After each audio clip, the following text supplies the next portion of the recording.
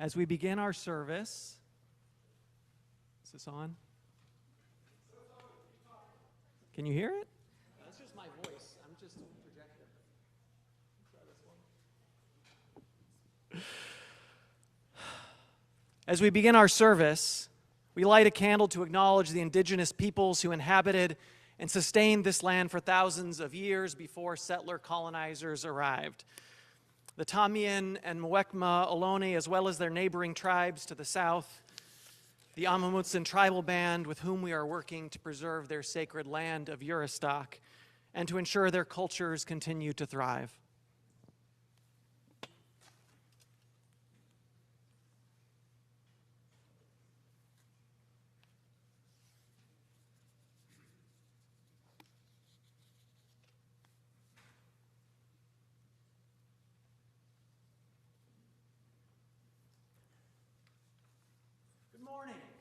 Morning. And welcome to the First Unitarian Church of San Jose.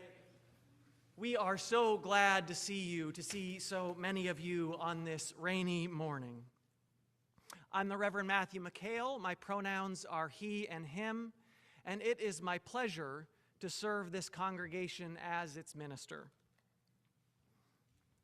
We are a Unitarian Universalist congregation, diverse in many ways, but united in our belief in the inherent worth and dignity of every person, and in our responsibility to express our faith through acts of justice and compassion, and making love visible in all we say and do. In this community, we recognize our connectedness with our fellow humans and with all life. In this community, we know that what we do with our lives matters. In this community, we know that Black lives matter. In this community, we know that trans lives matter. In this community, we know that immigrant lives matter. In this community, we believe that each person has the right to make decisions about their own body. In this community, all kinds of people, seekers and believers, atheists and agnostics, people of all races and abilities, ages, sexual orientations, immigration status, and gender expressions gather to worship and celebrate the gift of life.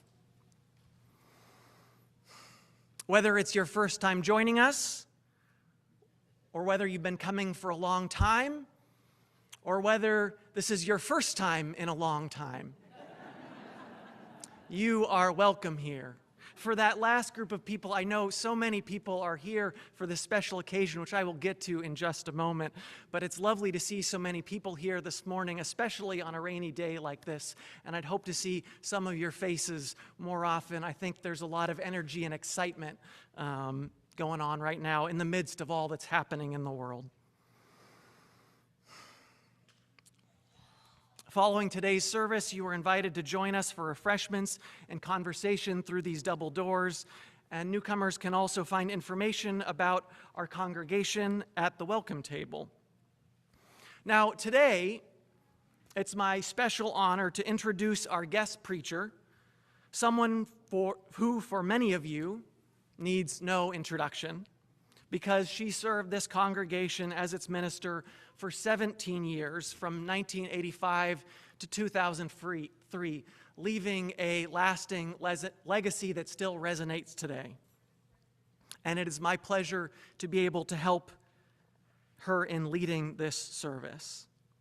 And after the service, we're having a congregational meeting to vote on naming Reverend Lindi as Minister Emerita in honor of her many years of service to this congregation and to Unitarian Universalism as a whole. And so after the service, we'll invite you to stay seated for the benediction, especially if you are a member and we'll be voting to stay seated for the benediction. A couple other quick announcements before our service gets started. Next Sunday is our Action Sunday. It's something we started doing a few months ago, where once a month we have a short all-ages worship service, about 30 to 35 minutes. And then the second half of our service, we have a variety of activities and workshops where you can pick which ones you want to participate in. It's a great way to build community and make connection across ages and with different opportunities.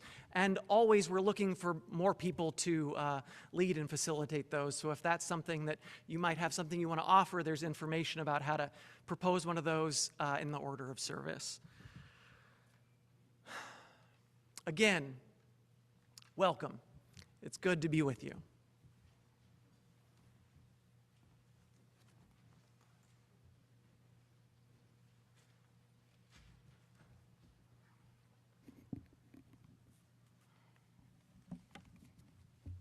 There you are. Let's see. Did I lose Ben? Let's see here. Here he comes. Okay. I'd like you to, is this working yet? Nope. Nope. Can we get some sound from somewhere? Hello? Let's use the pulpit mic. Oh, lavalier on. Been a long time since I've lavaliered. It's on. Yeah, it's on.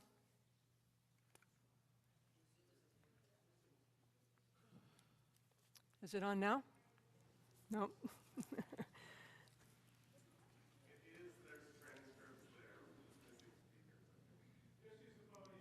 Okay, we'll go with the podium. Can you hear me? Can you hear me now? Can you hear me now? Okay, we're here. All right. All right, and here's Ben. If you could please... There's a request for it to be louder. There's a request for it to be louder. Can you hear me in the back? It's not coming out of the speakers. No.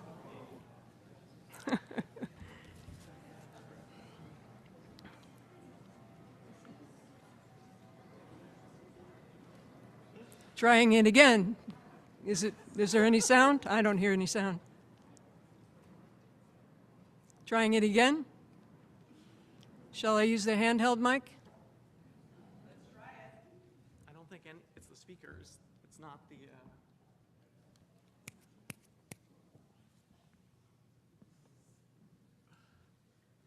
Okay. This building here was built in 1892, before there was a sound system. And so we're going to travel back a little bit and see if we can hear what's going on. We got it? Okay. Woohoo! All right. One more time with feeling. Please join with me as we recite the chalice lighting words, and I've invited our son Ben, who grew up in this church, to light the chalice. Any of the rest of you who grew up at the same time with Ben in this church, any of you want to stand or raise your hand as we light this chalice? Woohoo! Very good. Ready. We light this chalice.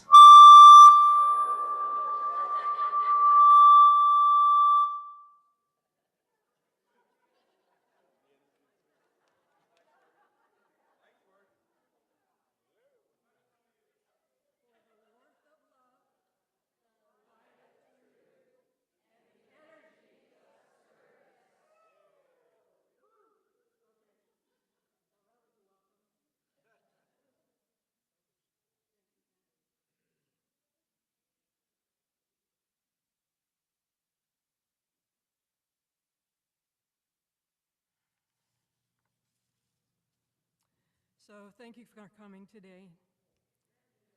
On January 4th, 1986, this congregation ordained me.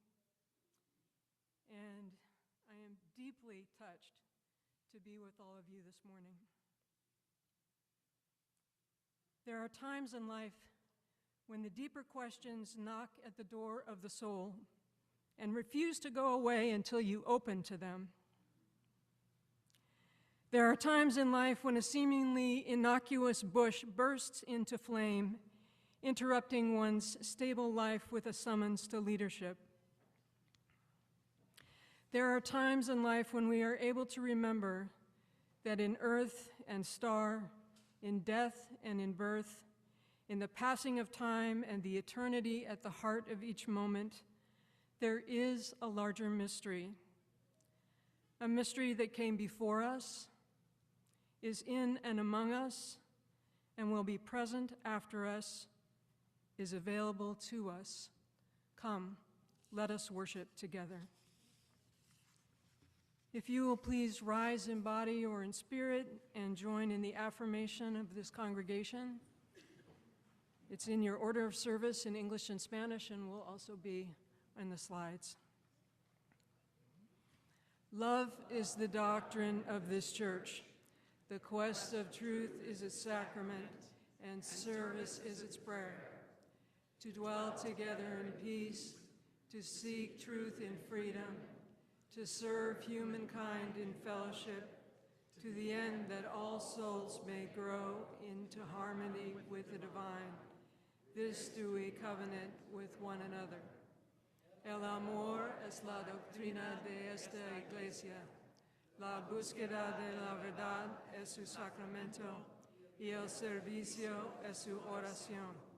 Habitar juntos en paz, buscar la verdad con libertad y servir a la humanidad juntos, con el fin de que todas las almas pueden crecer en armonía con lo divino. Esto es lo que pactamos unos con otros. And if you'd remain risen, and let's join in singing "The Tide is Rising, and So Are We." I think the words will show up on the wall. Oh, go back one. There, no. Keep going. Back the other way. There we go. Okay. The tide is rising, and so are we.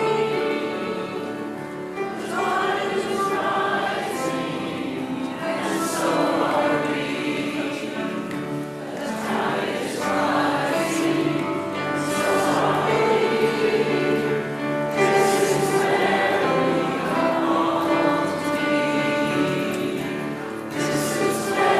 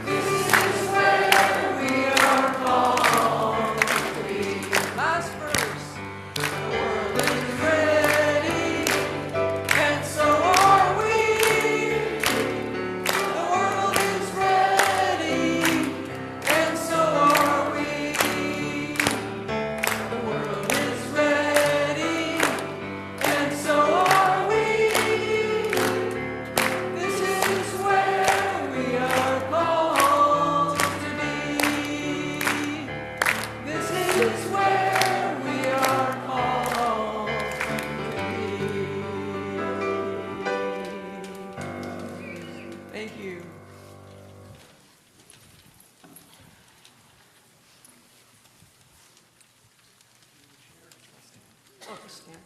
It's okay. So I'd like to invite those who are young or young at heart to join myself and Reverend Lindy down here in the middle of our labyrinth for our story for all ages.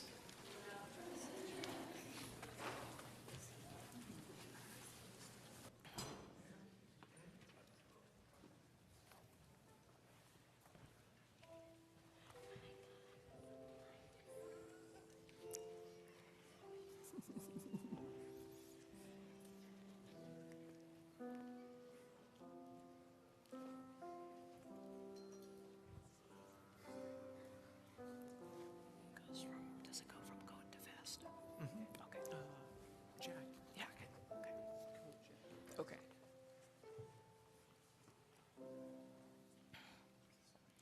This story is about a tailor. Once upon a time, there was a tailor who was the finest tailor in all the world. But even though he was the finest tailor, who made clothes for everyone in the village, made clothes for the kings and queens, made clothes for everyone, he never quite got around to making anything really special for himself. And one day, the king decided he should give him some really beautiful material to use just to make something for himself. He looked at that material and he said, you know what? I think there's enough here to make a big, long coat. And so he took his scissors and he cut and cut and cut. He cut out the shape to make a coat. And then he stitched it up and sewed it and stitched it and sewed it. And then he was ready to try it on.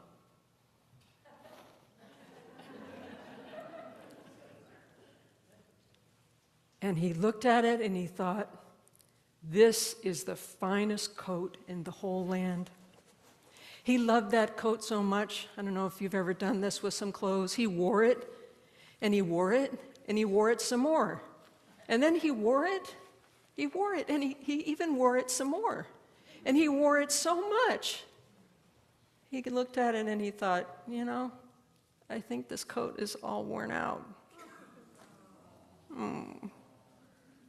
But he looked at it again, and he realized, you know, I think there's just enough in here to make a jacket.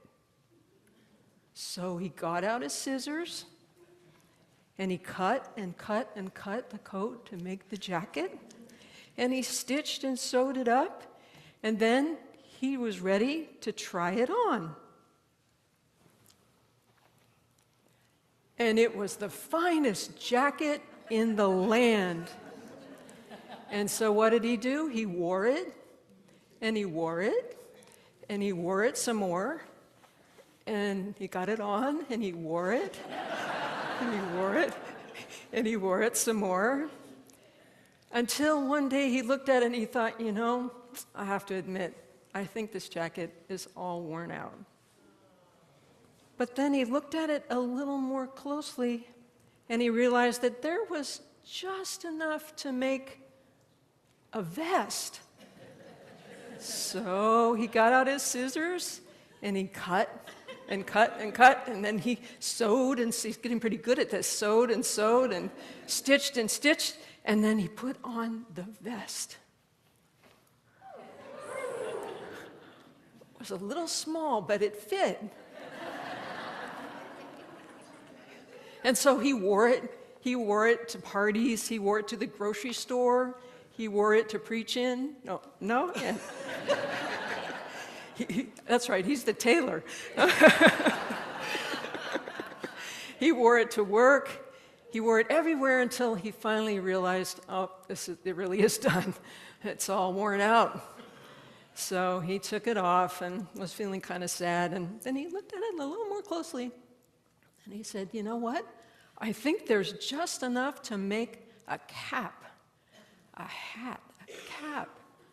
So he got out his scissors and he cut and cut. Can you guys help? He cut and cut and cut, and then he sewed and sewed and stitched, and then he was able to put on his cap.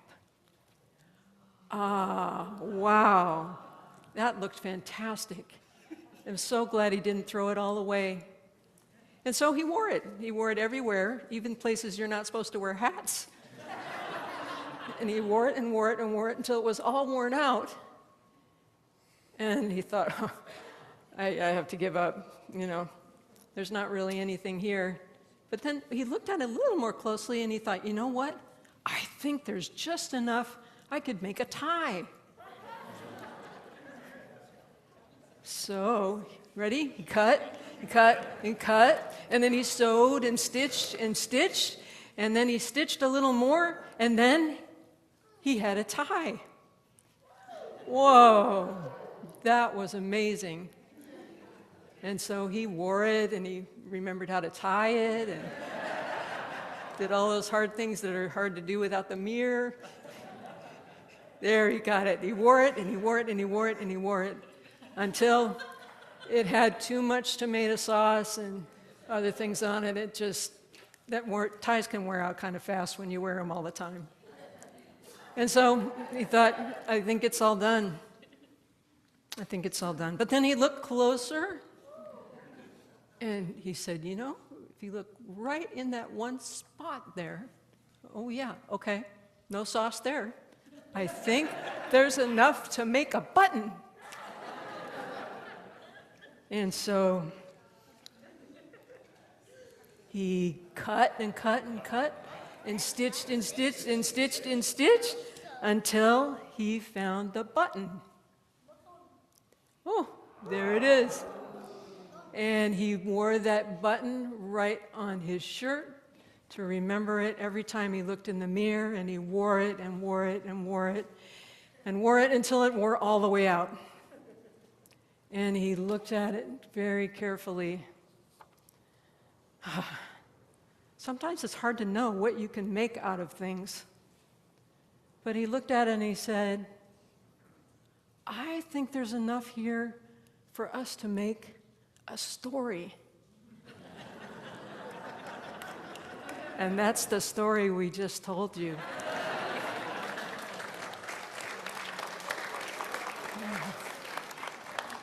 Thank you, Taylor.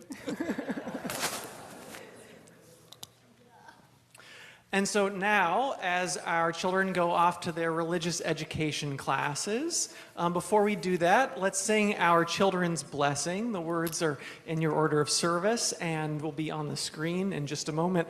There's some hand motions that go with it, which whether you know them or not, I invite you to join me in doing them. They're pretty easy, even if you don't know them.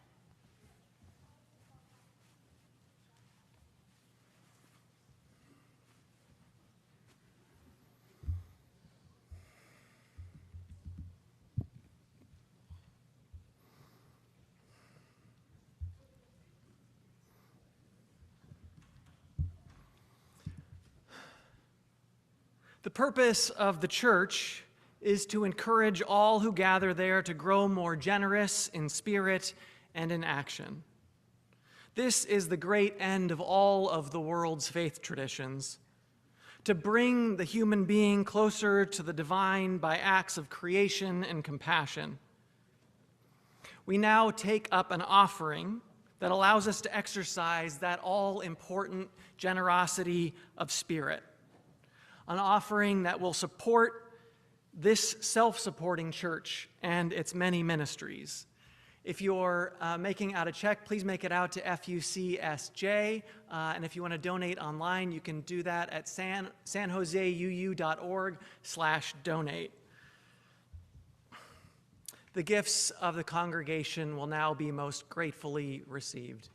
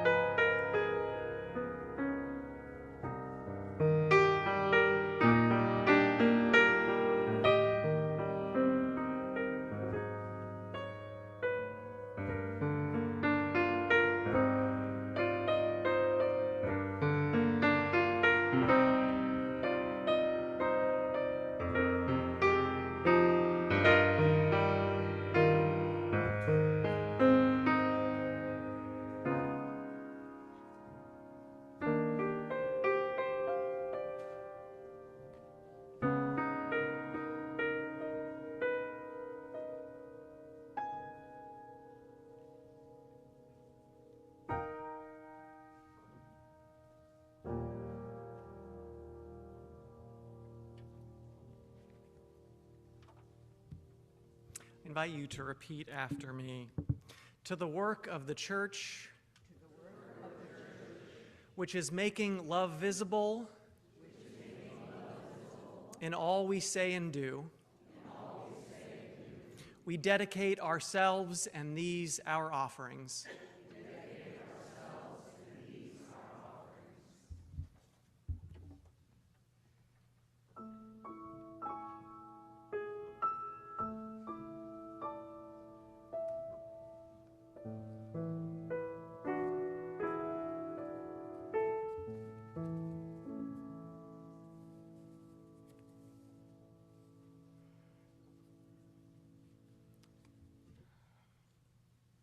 Let us take a breath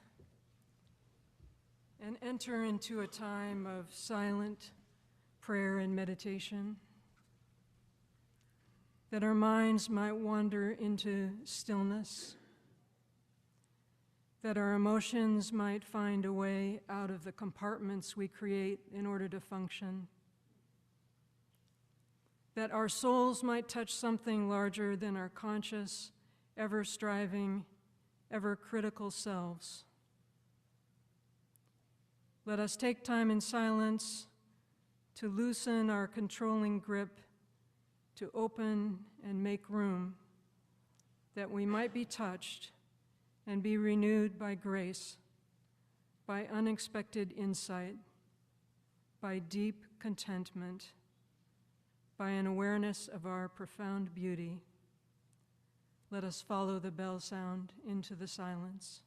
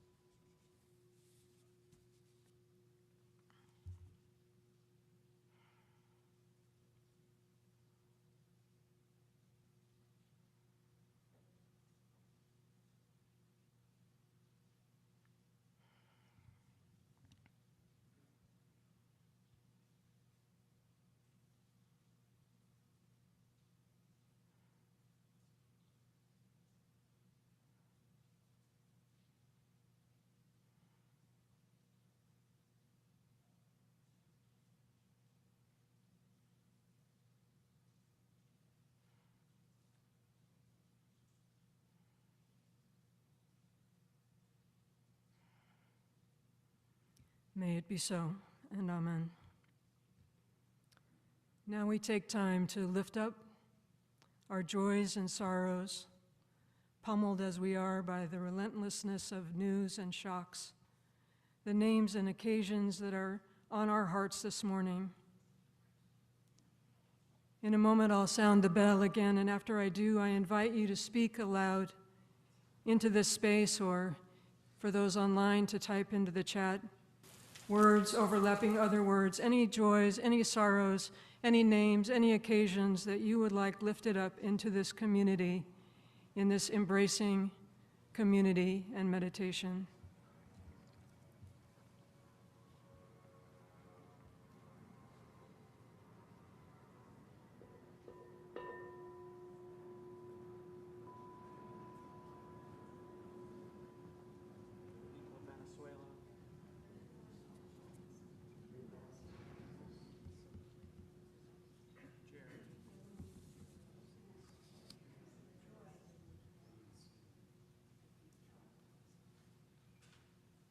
Venezuela.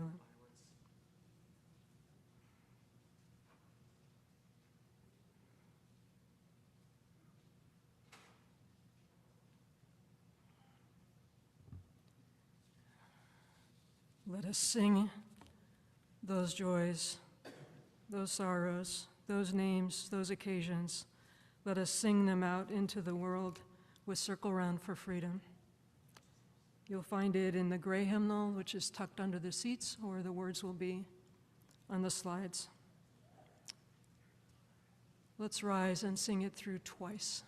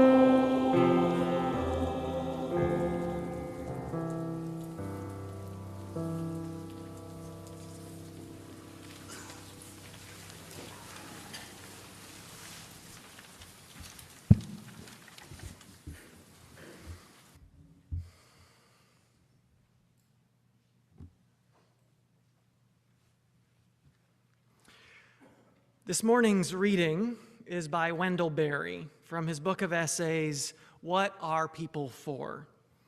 The reading is a few excerpts from his poem, Healing. You're invited to join me in the final words of this reading, which you'll find in your order of service. I'll cue you when it's your turn.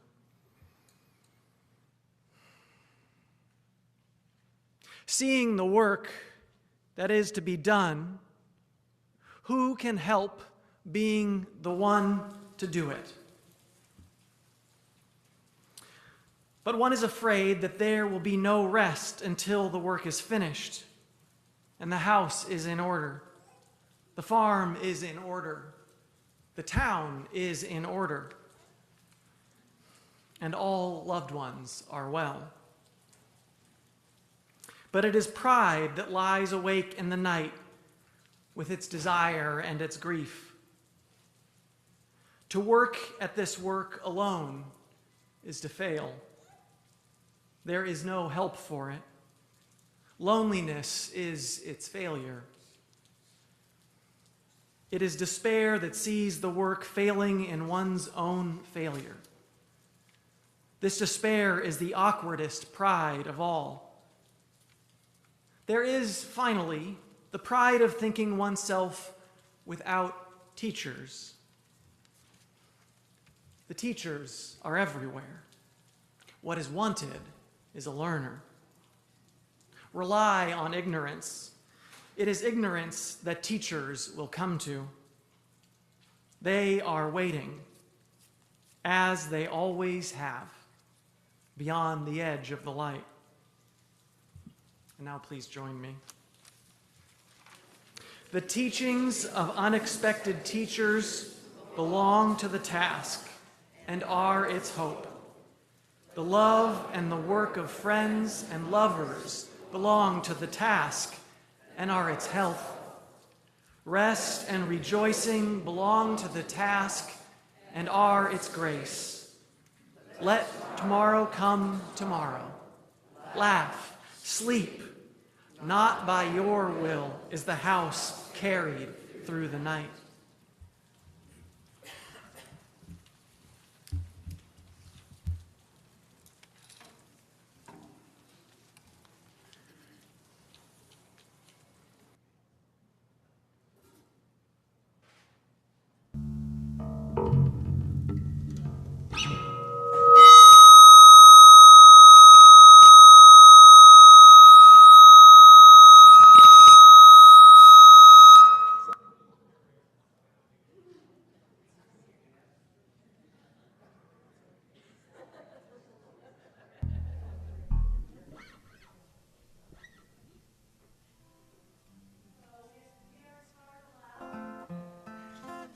My name is Amanda Sullivan, and we have David on bass, Sally, Ray, and Jim on guitar.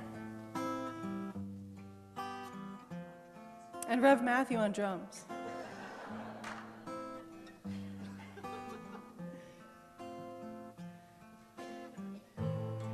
There's godlike and warlike and strong like only some know. They're sad like and mad like and had like we know. But by my life be I spirit, and by my heart be I woman, and by my eyes be I open,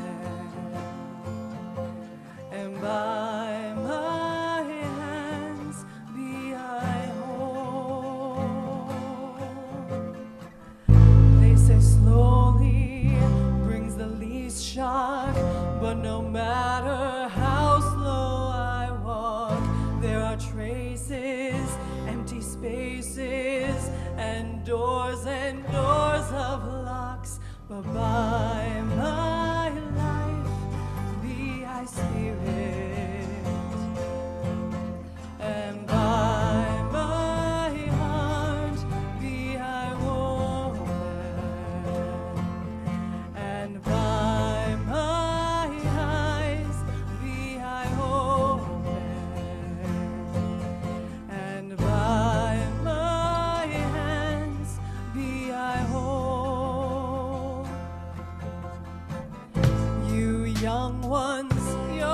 next ones, and I hope you choose it well. Though you try hard, you may fall prey to the jaded cruel, but by your lives be you spirit,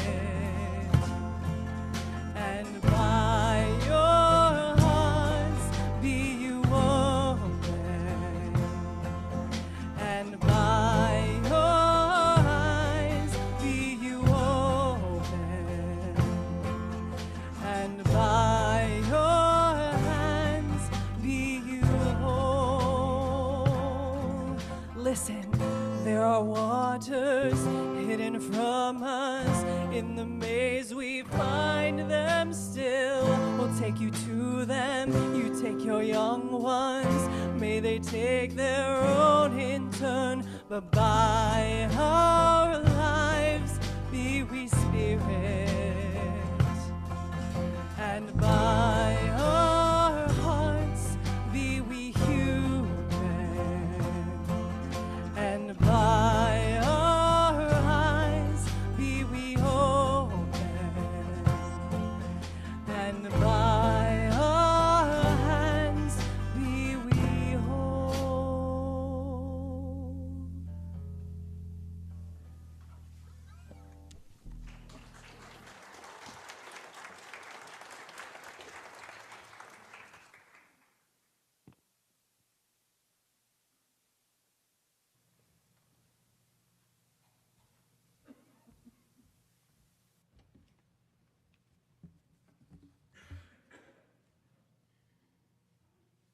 Thank you. Thank you.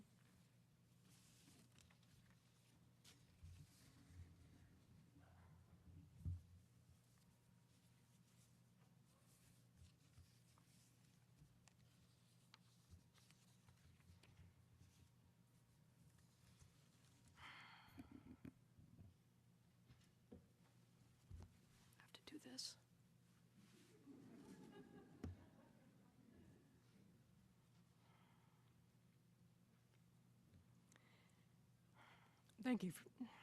Thank you for being here today. Today marks 40 years to the day since Sunday, January 4th, 1986, when this congregation ordained me into the Unitarian Universalist ministry. I am so grateful. In 1986, I was 31 years old. Our son Ben was about 14 months old, and Ronald Reagan was president. There were no cell phones. There weren't even any computers. The newsletter was put together by cutting and pasting and Xeroxing. Actually, not Xeroxing, running it off on the mimeograph. A little history. In 1985, this congregation had gone through some internal struggles and had gotten to be too small to be able to afford a minister.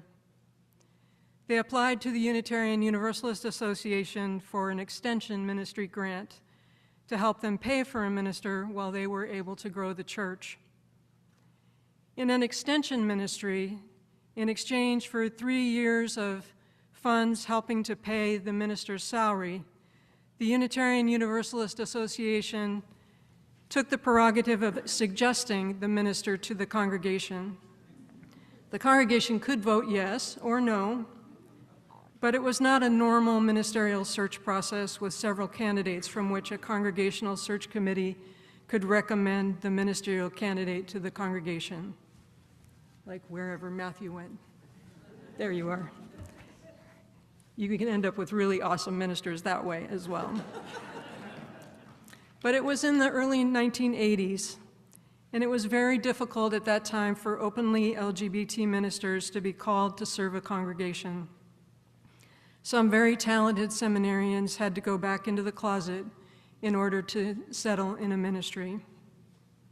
So the UUA actually helped to open the door by suggesting me to this congregation to serve as their extension minister. So here I am, affirmative action hire.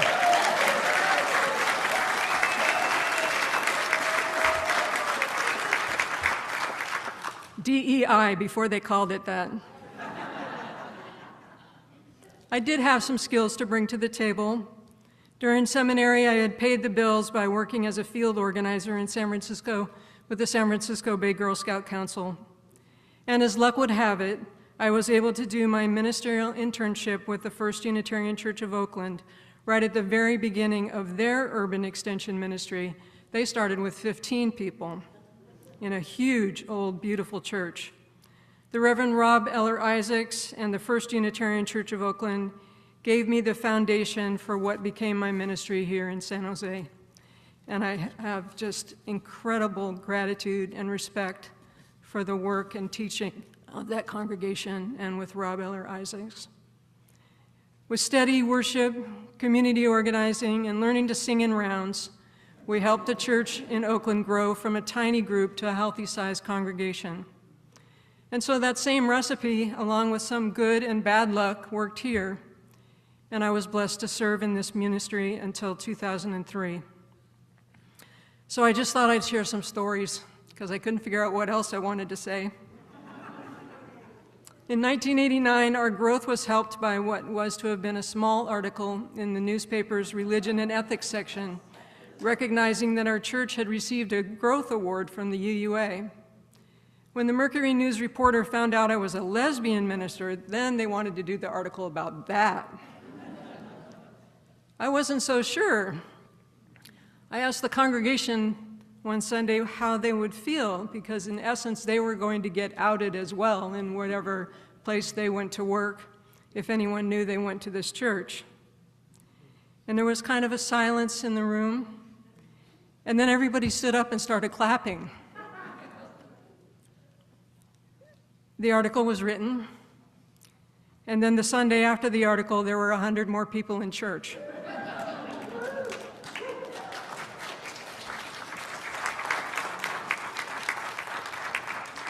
It's too bad the newspapers don't have the circulation now that they did then. Those members of the church became known as the people of the article. Are there any people of the article people here? Yay, all right. Sometimes you choose the work, and at other times, the work chooses you. A few years after the fire, somebody put on I think it was during the middle of the rebuilding, someone put a cartoon on my door downstairs. And there was a picture of Moses looking at the burning bush, and he's holding a fire extinguisher. And underneath on the little comment at the bottom says, "Moses almost blows the job interview."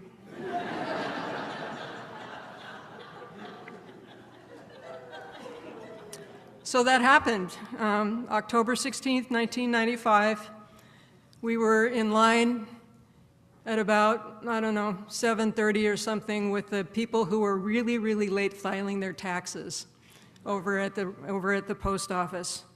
And we drove home, and we got inside, and the answering machine buzz was going on like crazy on the phone.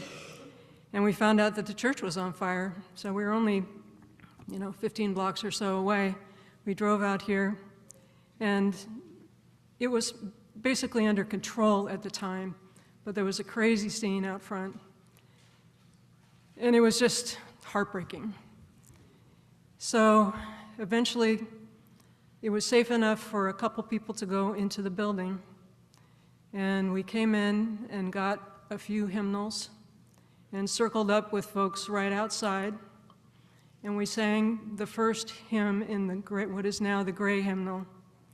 At that time, it was called Prayer for This House, and we're going to sing it again at the end of this service. In the new hymnal, they've named all the hymns after the first line, which is May Nothing Evil Cross This Door, which just does not sound as good as Prayer for This House. So we circled up, and then we went back to our house and stayed up till about 2 in the morning making plans, trying to figure out what we could do.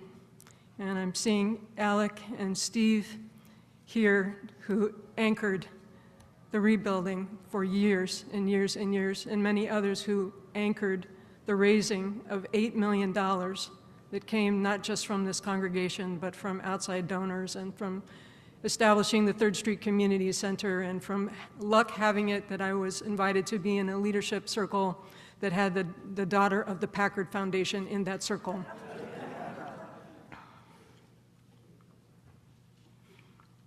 During the rebuilding process and fundraising, we found out that Warner Brothers, who called us up and said, we're making a movie on your block. It has Dustin Hoffman and, what's the other guy? John Travolta, that's right, and John Travolta starring in it. Could we use your church? Like, you do know that the church has a front, but the whole backside and everything is all burnt out. Oh, we only need the front. We just need the front and the bell tower. So I said, well, how about $12,000? They said, okay. So Mad City was made, never did very well in the box office. But we decided that while Dustin Hoffman was here, we might see if he would do us a fundraiser. And so it was my job to ask Dustin Hoffman to do a fundraiser. So I wrote my best letter, and anyone who knows me knows how I torture myself with writing. And I walked across the street to the office in the lower level of the apartments over there, and said I'd like to leave this for Mr. Hoffman. And just as I was coming up to my turn to say that, he walks in the door. And it's a small office. I'm only about 10 feet away from him. So I gather up my courage and say, hello, Mr. Hoffman. I'm Lindi Ramsden, the minister of the church across the street that you're using in the movie. Do you think you could do a fundraiser for us? He said, what kind of church is it? I said, it's Unitarian Universalist Church. He said, okay, it's a Catholic church, they already have enough money. So Holly Neer's sister, Timothy Neer, was the director of the community theater at the time here. And she did an interview of Dustin Hoffman for a whole evening next door in the athletic club where they were letting us meet for our worship services. It was an amazing moment of time, and it gave our son Ben something he could always use in three lies and a truth, or 2 truths and a lie, which is that Dustin Hoffman gave him a kiss on the cheek. Oh, on the ear, excuse me.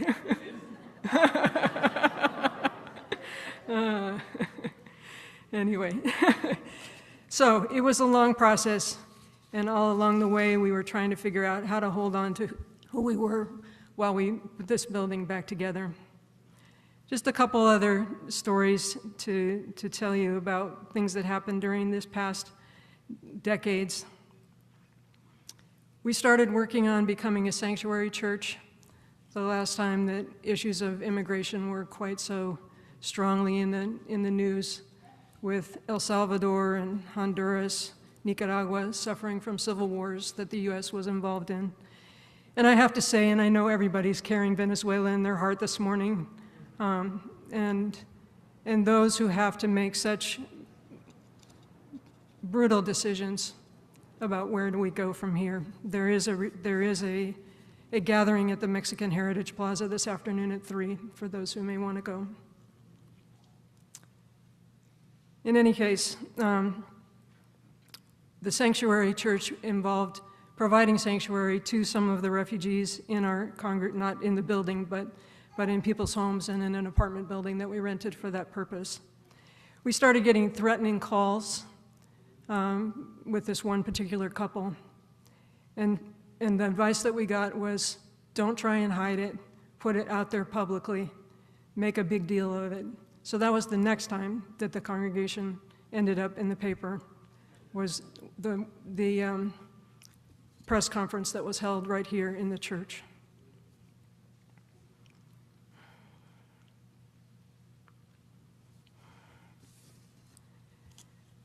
The reason I chose the reading and the title here, Carried Through the Night, is that I am an extremely willful person.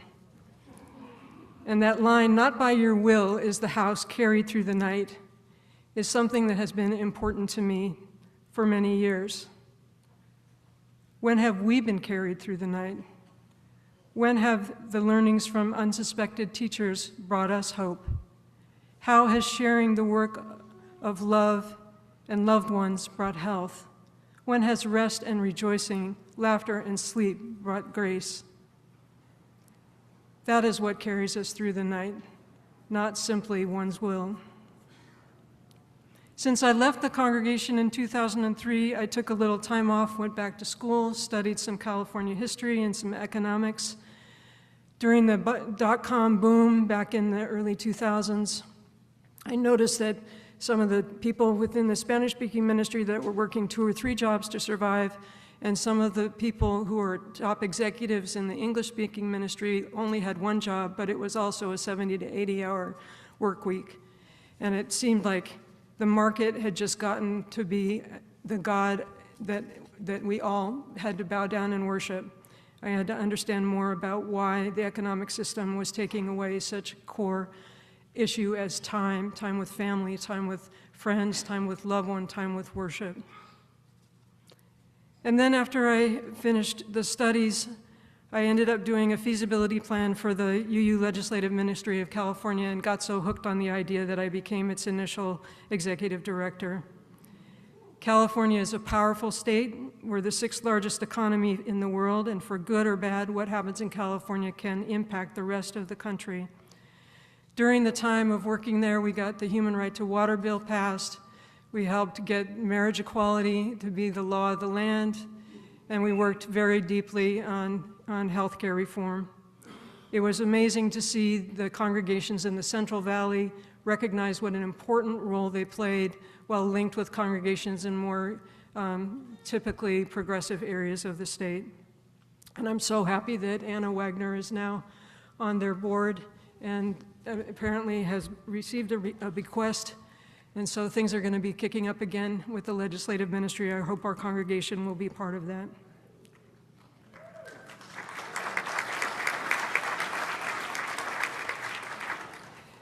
And last but not least, when I finished my work at the legislative ministry, I ended up serving as the acting dean of students and the assistant visiting professor of justice. It had a longer title. I was new to academia, and it was a learning experience. Starking School for the Ministry is a very special school with some incredible people that come out of there, and we have a couple of their faculty here with us today, which I appreciate them. I stayed there for 6 years, helped to launch a few other people out into the ministry, and so now I'm retired. At 71 years old, I'm in another phase of life. Life itself has been my teacher. I remember as a kid, I always wanted to get more kids together to play baseball or kickball or any kind of ball. I was a tomboy, and I'm an only child, so you have to go and recruit. Early organizing. So I go up and down my block trying to get folks to come and play, and I can remember going to this one house where they had 6 kids. It was always the best house to go to. And a couple of the older kids are like, no, I can't, I'm studying and I gotta set my hair. And I thought, I'm never gonna be that old that I'm gonna study and set my hair rather than go play baseball. I mean, who would do that? So I happen to remember that feeling when I was 16 and inside studying and setting my hair in curlers. And it's given me some hope that when you get to these later years in life and you look ahead and you think, gosh, I'm not sure, do I want to be like that, or I might not want to be like that? Life teaches you as you enter into each phase. It welcomes you in with a graciousness of spirit. Not by your will alone is the house carried through the night. Seeing the work that is to be done, who can help but wanting to be the one to do it? It's pride that lies awake in the night with desire and grief. But teachers are everywhere. What is wanted is a learner. We are going to close our service by singing Prayer for This House. But before we do, I want to show you something. No, I lost it. Here we go. Some of you may be a fan of the poetry of Jan Richardson, of which I am. And she asks us to think of a year as we enter the new year as a house. Think of the year as a house, door flung wide in welcome, threshold swept and waiting, a gracious spaciousness opening and offering itself to you. Let it be blessed in every room. Let it be hallowed in every corner. Let every nook be a refuge and every object set to holy use. Let it be here that safety will rest. Let it be here that health will make its home. Let it be here that peace will show its face. Let it be here that love will find its way. Here, let the weary come, let the aching come, let the lost come, let the sorrowing come. Here, let them find their rest, and let them find their soothing, and let them find their place, and let them find their delight.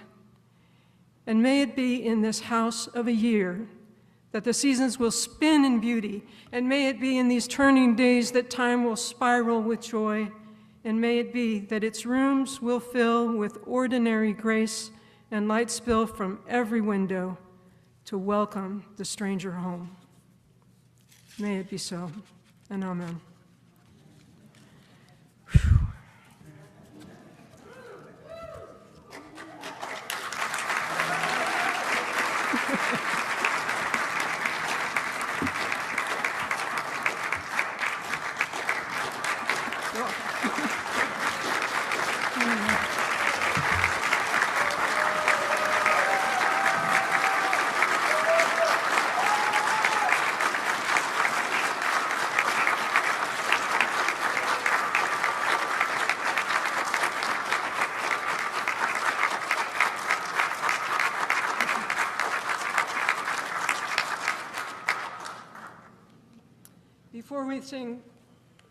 Before we sing prayer for this house, I also just want to say something that I'm going to cry.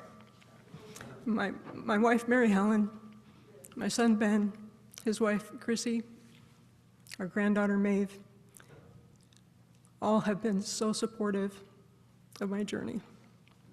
I love you all.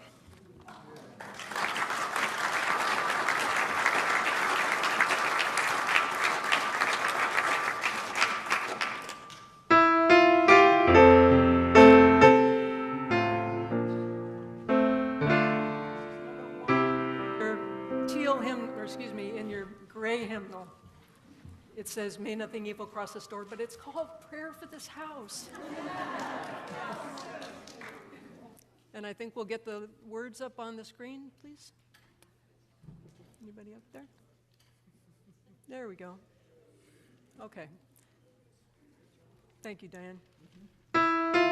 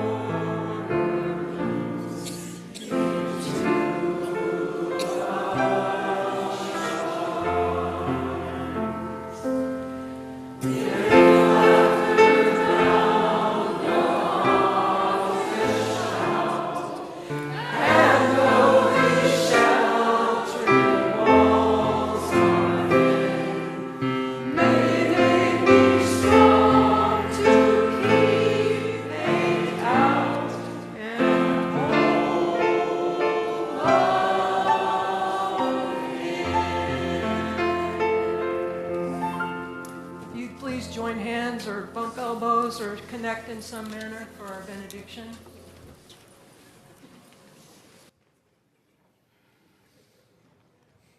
First, I just want to thank Matthew. I'm so excited that he's here, and y'all should come back.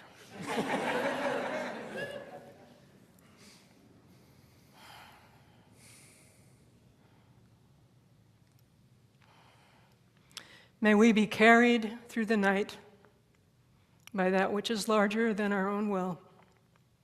And may love guide us, peace that has tried us, hope inside us lead the way. Go in peace. Be makers of peace. The world needs that. Amen.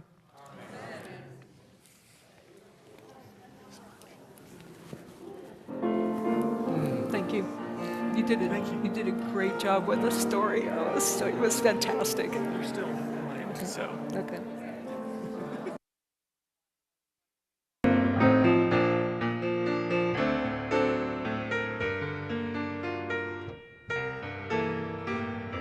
Please stay in your seat.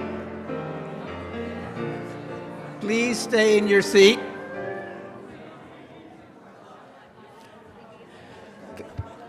Thank you, everyone. We will start the congregational meeting now. If you are able to stay for the meeting, please stay in your seat. The meeting will take about 10 minutes. Afterwards, we can go for social hour. So, my name is Ram Kakarala. As board chair, I will run the meeting, which, as I said, will be relatively brief. So, as I'm getting my laptop set up, can I get some help to hand out the paper copies of the resolution? Thank you, Reverend Matthew.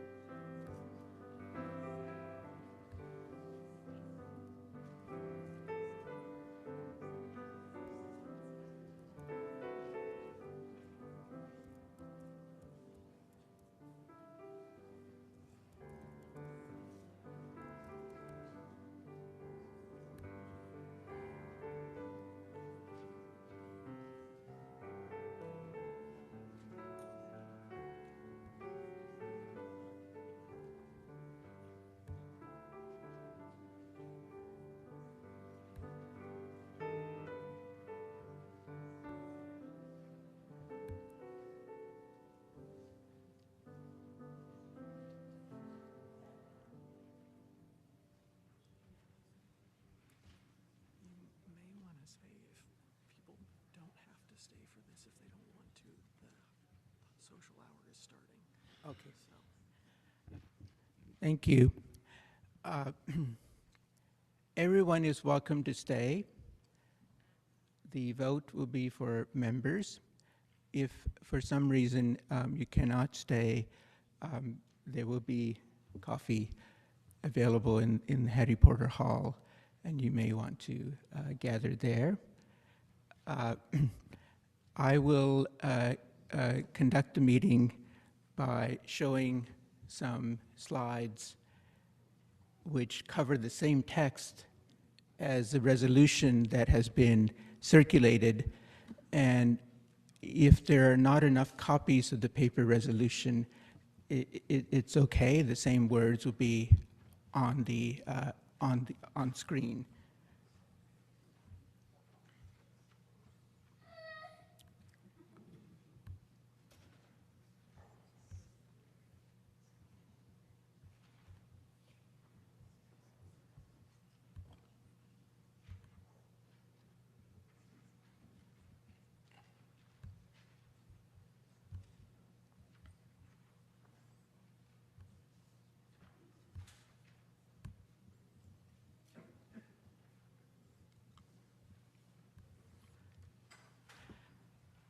Okay, the first order of business in any congregational meeting is to establish quorum. So the quorum is 23 members. I think we have that. The second order of business is to announce what we're going to do, which is that I'm going to read the resolution. Afterwards, we will have a voice vote, and I will invite those joining us on Zoom to unmute and speak their wishes as far as the vote. So let us get started. I will go through the text of the resolution one clause at a time. And the resolution was greatly helped by the participation of several people. I'd like to lift up Dina, Mary Martin, Claire, Connie, Reverend Matthew, Mary Helen, and my wife Lara, and others to help write this. Let us get started. Whereas the Reverend Lindi Ramsden lovingly and creatively served the First Unitarian Church of San Jose as senior minister for 17 years, and whereas after being called as our minister in 1985, Reverend Lindi revitalized the church and grew it into a thriving congregation, which in 1988 was awarded the prestigious O. Eugene Pickett Award for being the Unitarian Universalist church that showed the most outstanding growth in all aspects of church life. And whereas in 1993, due to her leadership, our church began an intentional ministry to the Spanish-speaking community with Unitarias Universalistas de Habla Hispana, offering opportunities for worship, education, community support to Spanish-speaking people speaking a liberal religious home. And whereas during her tenure, Reverend Lindi led the capital campaigns. I have to go back. I was relying on that.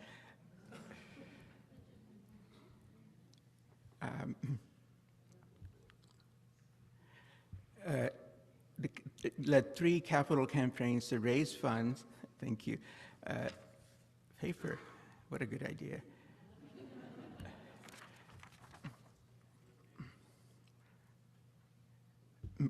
Let me start that one again. Whereas during her tenure, Reverend Lindi led 3 capital campaigns to raise funds to restore our historic building, starting in 1992, when we celebrated the 100th anniversary of our church's construction by launching the Second Century Project, a fundraising campaign to save and restore our historic church, and when, in 1995, the church was greatly damaged by a 6-alarm fire, she was a major force in the 2 subsequent campaigns to rebuild the church. And whereas Reverend Lindi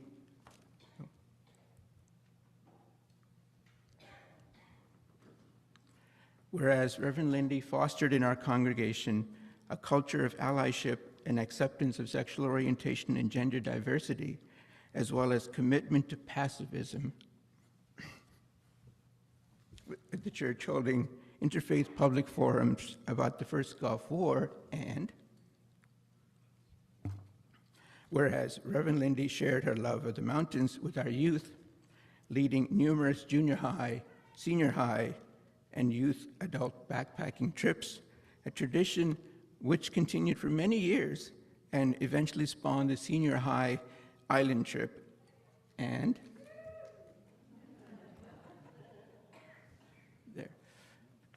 whereas Reverend Lindi organized and mobilized CARES, Community Alliance for a Responsible Education System, a community coalition that led the successful campaign to save funding. Thank you.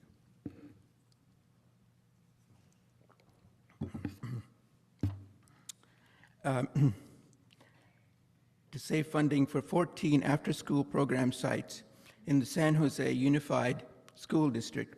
And Whereas Reverend Lindi served as the founding organizer and vice president of the 3rd Street Community Center, a nonprofit organization which, since 1997, has served downtown San Jose neighborhoods with a science and literacy-focused after-school education, computer education, free computers, ESL classes, and whereas with Reverend Lindi's guidance, our church in 1986 declared itself a sanctuary for refugees fleeing the wars in Central America and actively supported the legal rights, housing, and job needs of refugees, and eventually expanded into an interfaith community organization called CIRCA, Comité a la Curia para Refugiados de Centroamérica. And whereas as minister, Reverend Lindi served as chair of the Interfaith Council on Religion, Race, Economic, and Social Justice, bringing together clergy, labor leaders, and leaders of community-based organizations to advance campaigns for social and economic justice in the South Bay, as well as serving on the advisory board of City Year San Jose, also known as AmeriCorps, and whereas Reverend Lindi was a founding member of the Rainbow Network for Communication and Action, RN4CA, that facilitated LGBTQ leadership development and community mobilization in support of marriage equality. And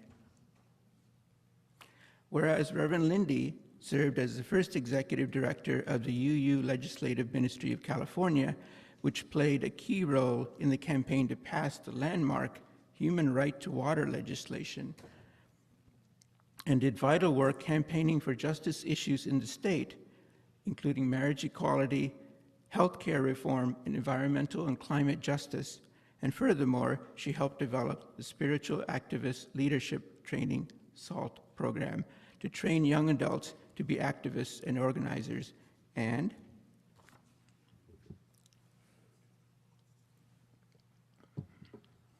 whereas Reverend Lindi served our denomination in various ways as an assistant professor and acting dean at the Starr King School for the Ministry, delivering the 2014 UUMA Berry Street Essay, the oldest lecture series in North America, and delivering the sermon for the Service of the Living Tradition at GA 2019. And now, therefore be it resolved that we, the congregation of the First Unitarian Church of San Jose, in recognition of her and her many contributions and accomplishments during her years of service to us, as well as to our community and our denomination, do confer upon the Reverend Lindi Ramsden the title Minister Emerita of the First Unitarian Church of San Jose.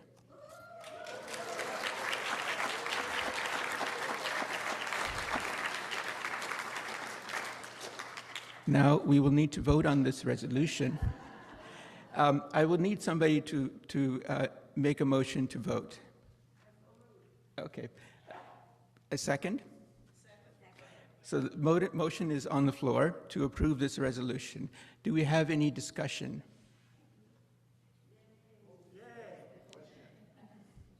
All right. All in favor, please say aye. Also on Zoom, please unmute and say aye if you're in favor.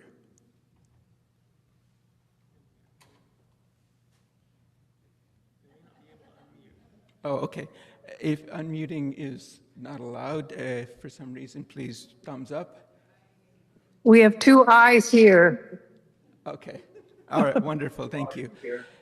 So now, any opposed, please say nay.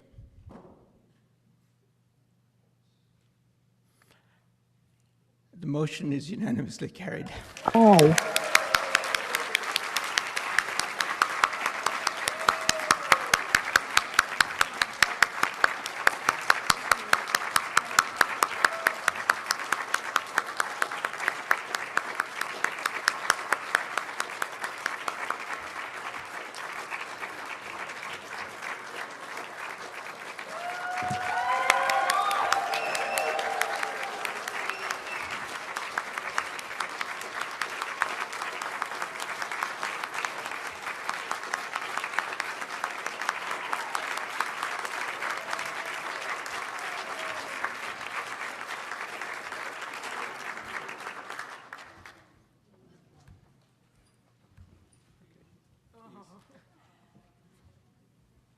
It's a treat to see all the folks here online.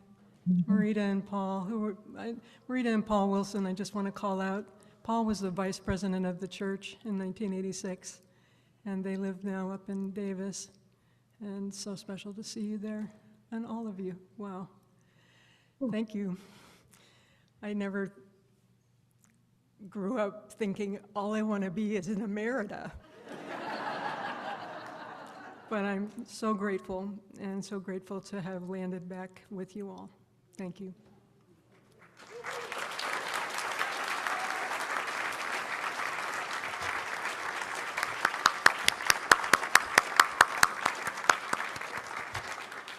Please join us in social hour. There is a cake.